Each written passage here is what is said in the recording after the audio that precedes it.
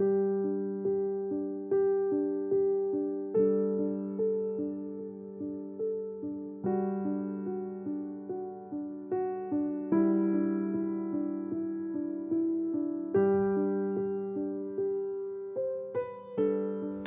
Saat Teduh Gereja Kristen Jakarta, Rabu 3 Juli 2024. Berkemenangan melawan kuasa jahat. Dasar firman Tuhan terambil dari Kisah Para Rasul, pasal 19 ayat 11-16. Oleh Paulus, Allah mengadakan mujizat-mujizat yang luar biasa. Bahkan orang membawa sapu tangan atau kain yang pernah dipakai oleh Paulus dan meletakkannya atas orang-orang sakit, maka lenyaplah penyakit mereka dan keluarlah roh-roh jahat. Juga beberapa tukang jampi Yahudi yang berjalan keliling di negeri itu mencoba nama Tuhan Yesus atas mereka yang kerasukan roh jahat dengan berseru, katanya, "Aku menyumpahi kamu demi nama Yesus yang diberitakan oleh Paulus." Mereka yang melakukan hal itu ialah 7 orang anak dari seorang imam kepala Yahudi yang bernama Skewa. Tetapi roh jahat itu menjawab, "Yesus aku kenal dan Paulus aku ketahui, tetapi kamu, siapakah kamu?" Dan orang yang dirasuk roh jahat itu menerpa mereka dan menggagahi mereka semua dan mengalahkannya, sehingga mereka lari dari rumah orang itu dengan telanjang dan luka-luka.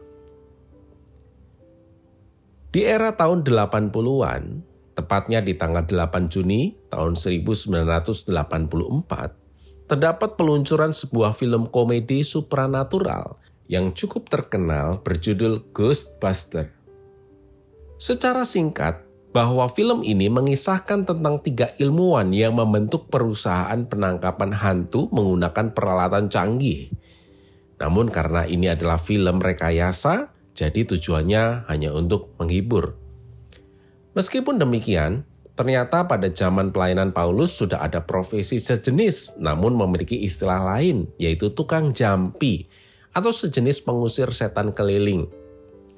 Melihat kehebatan Paulus dalam melakukan mujizat, maka mereka yang terdiri dari 7 orang yang merupakan anak seorang imam kepala Yahudi bernama Skewa mencoba untuk menggunakan nama Yesus seperti yang digunakan Paulus.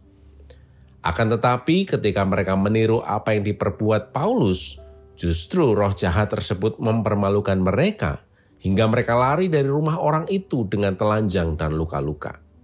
Ternyata kuasa jahat hanya tunduk di dalam nama Yesus yang dinyatakan Paulus. Mengapa?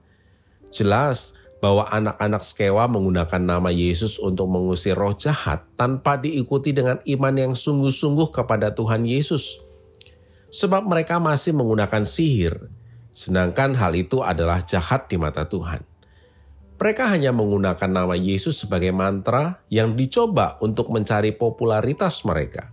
Harapan mereka tentunya ketika mereka bisa melakukan seperti apa yang dilakukan Rasul Paulus, maka mereka akan mendapatkan keuntungan secara materi. Hal ini berbeda dengan Rasul Paulus yang melakukannya dengan ketulusan untuk memasyurkan nama Tuhan Yesus dengan tujuan supaya banyak orang dapat percaya dan beriman kepada Tuhan Yesus. Selain itu, adalah jelas bahwa Paulus merupakan rasul yang hidupnya didedikasikan menjadi murid yang memahami betul kehendak Kristus dan memiliki persekutuan yang intim dengan Kristus. Bandingkan Filipi pasal 3 ayat 10. Nama Yesus adalah nama yang berkuasa jika kita sungguh-sungguh mengimaninya. Tanpa memiliki iman yang sungguh-sungguh kepadanya, jangan sekali-kali mencobai diri untuk mengusir kuasa gelap. Namun percayalah, jika kita beriman kepada Tuhan Yesus dan kita pun memiliki keteladanan hidup seperti Paulus, yaitu memiliki persekutuan yang intim dengan Kristus, maka kita pun dapat mengalami hidup yang berkemenangan melawan kuasa jahat. Ada kuasa di dalam nama Tuhan Yesus. Berimanlah kepadanya dengan kesungguhan hatimu.